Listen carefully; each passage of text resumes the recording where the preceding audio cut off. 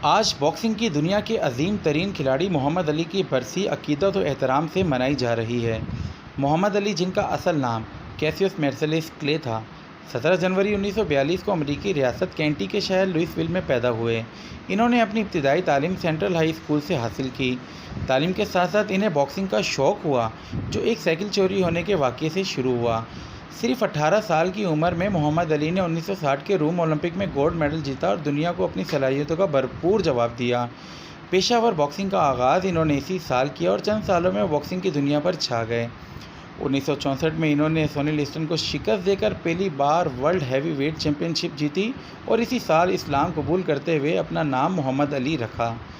ان کا boxing career 2 دہائیوں پر محیط رہا، جس میں انہوں نے 61 فائٹس لڑی، جن میں 56 میں کامیابی حاصل کی اور 37 فائٹس ناک آؤٹ سے جیتیں۔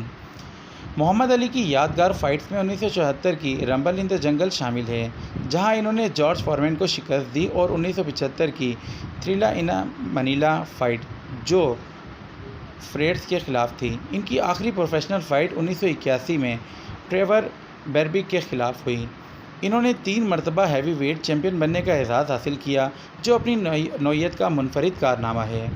1984 میں محمد علی کو پارکنسن کی بیماری لاحق ہوئی، لیکن انہوں نے اپنی بیماری کو کمزوری نہیں بننے دیا، بلکہ انسانیت، امن اور فلاحی کاموں کے لیے خود کو وقف کر دیا۔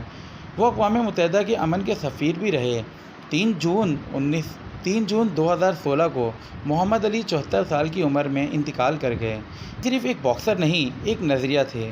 وہ رنگ کے اندر طاقت کی علامت اور رنگ سے باہر امن، برداشت اور عزت انسانیت کا پیغام تھے۔ ان کی برسی پر دنیا بھر میں مداح انہیں یاد کر رہے ہیں، اور ان کا یہ جملہ ایک بار پھر گونج رہا ہے: "I am the greatest.